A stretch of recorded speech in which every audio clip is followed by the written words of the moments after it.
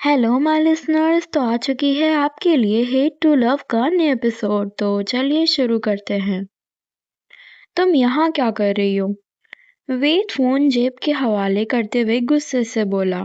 उसके ऐसे बोलने से शिवय और नीति दोनों हैरान थे। नीति ने अब अदिति और वेद की ओर देखते हुए पूछा, आप दोनों एक दूसरे को जानते हैं क्या?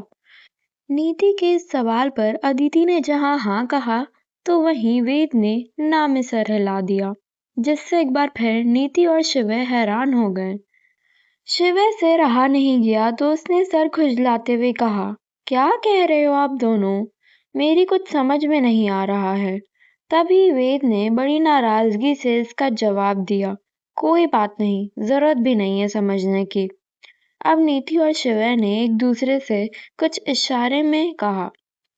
फिर शिवय ने अदिति और वेद को एक दूसरे से मिलवाते हुए कहा, अच्छा ये सब छोड़ो वेद चाचू, ये है अदिति दी, बताया था ना मैंने आपको। और अदिति दी, ये है वेद चाचू। चारों फिर जमीन पर बैठ गए और शिवय अपने खिलौने सभी को दिखाने लगा। इसी बीच शिवय ने जैसे ही अपनी बॉल को उछाला, वो उछलते हुए कमरे से सीधे बाहर निकल गई। फिर नीति और शिवय उसे पकड़ने के लिए बाहर चले गए। उनके जाते ही अदिति एक सांस में वेद से कहने लगी, देखो जो हुआ वो सिर्फ एक मजाक था और कुछ नहीं, मैंने माफी भी मांगी थी तुमसे, चलो एक बार फिर सॉरी बोल देती हूँ। ये सुनकर वेद को गुस्सा आ गया। उसने अदिति पर भड़कते हुए कहा, ओह सच में? तुम्हारे सॉरी से सब ठीक हो जाएगा? जो सबके बीच तुमने मुझसे सॉरी बुलवाया था उसका क्या? सुना भी था वो लोग मुझसे क्या क्या बोल रहे थे।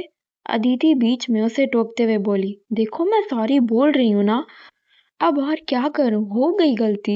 लेकिन वेद का गुस्सा अब भी कम नहीं हुआ था। वो अदिति पर भड़कते हुए बोला, सॉरी बोल रही हो कि एहसान कर रही हो? नहीं चाहिए मुझे तुम्हारी ये सॉरी।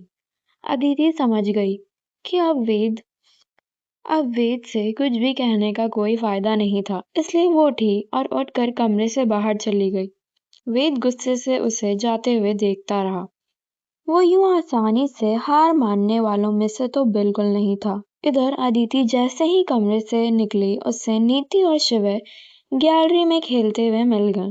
अदिति ने नीति से चलने को कहा तो शिवय उन दोनों से खेलने की जिद करने लग गया।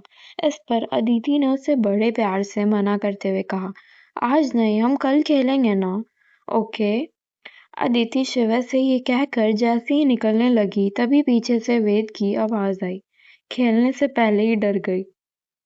तभी शिवय ने वेद से कहा, ऐसी बात नहीं है चाचू, मेरी अदिति बड़ी बहुत स्ट्रांग है, आप जानते नहीं उन्हें ठीक से।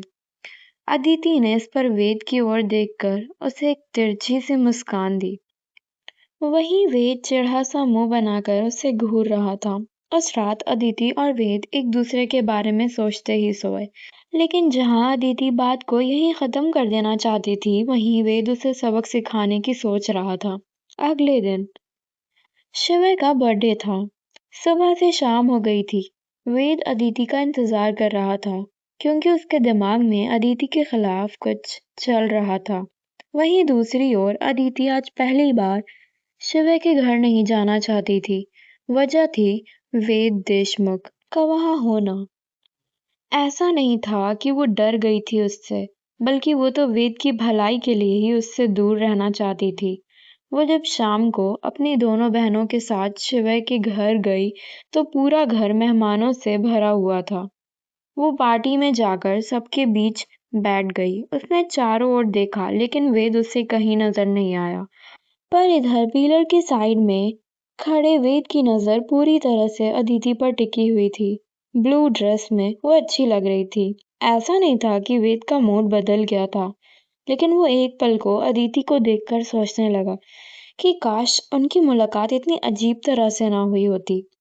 सर झटक कर वो अदिति के पास गया और अदिति की बहन नीति और रितिका से बात करने लग गया। वेद की नजरें इस दौरान भी अदिति पर ही थी। अदिति बैठे बैठे बोर होने लगी थी, तो वो वॉशरूम का बहाना देकर ऊपर चली गई। अदिति के जाते ही वेद भी बहाने से ऊपर चला गया। अदिति वेद के इरादों से अनजान वॉशरूम की तरफ बढ़कर दरवाजा खोलने ही वाली थी कि किसी ने उसके मुंह पर हाथ रखकर उसे पीछे की तरफ खींच लिया। अदिति घबरा गई थी, ये उसके चेहरे से साफ जाहिर हो रहा था। पर जब उसने पीछे मुड़कर देखा तो असल में ये वेद था, जिसने उसका मुंह दबाया था। वेद ने अब अदिति का चेहरा देखकर उसका मजाक उड़ाते हुए कहा, ओह, डर गई क्या स्ट्रॉन्ग दीदी?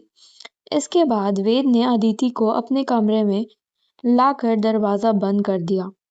उसकी पकड़ से छूटते ही अदिति ने पहले उसे घूर कर देखा और फिर दरवाजे की तरफ बढ़ने लगी। लेकिन इससे पहले कि वो दरवाजा खोलकर निकलती, वेद ने फिर उसे पीछे खींच लिया। इस पर अदिति ने गुस्से में वेद से कहा, देखो तुम सही नहीं कर रहे हो, बहुत बुरा हो जाएगा अगर किसी ने देख लिया तो। ये मुंबई नहीं है, समझने की कोशिश करो। जाने दो मुझे, दरवाजा खोलो। लेकिन वेद के सर पर अदिति को परेशान करने का भूत सवार था। उसने अदिति को इनकार करते हुए कहा, नहीं खोलूंगा। और ये क्या मुंबई और फालतू की बातें कर रही हो?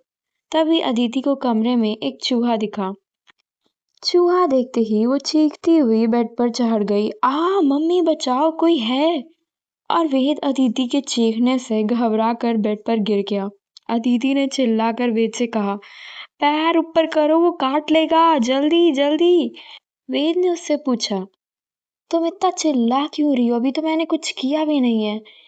इडियट, नीचे उतरो। लेकिन अदिति कुछ बताने के बजाय उसे बस पैर ऊपर करने को बोल रही थी।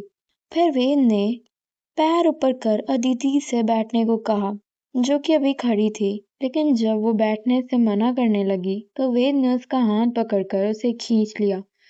अचानक से वेद के खींचने पर अदिति ना संभल पाने के कारण वेद के ऊपर गिर गई और उसकी चीख निकल गई। अदिति की चीख सुनकर सब लोग ऊपर आ गए और वेद के कमरे के बंद दरवाजे को पीटने लगे। लेकिन इससे पहले कि वेद उठकर दरवाजा खोलता, लोगों ने खिड़की से वेद और अदिति को एक दूसरे के बहुत करीब देख लिया और उन्हें गलत समझ लिया।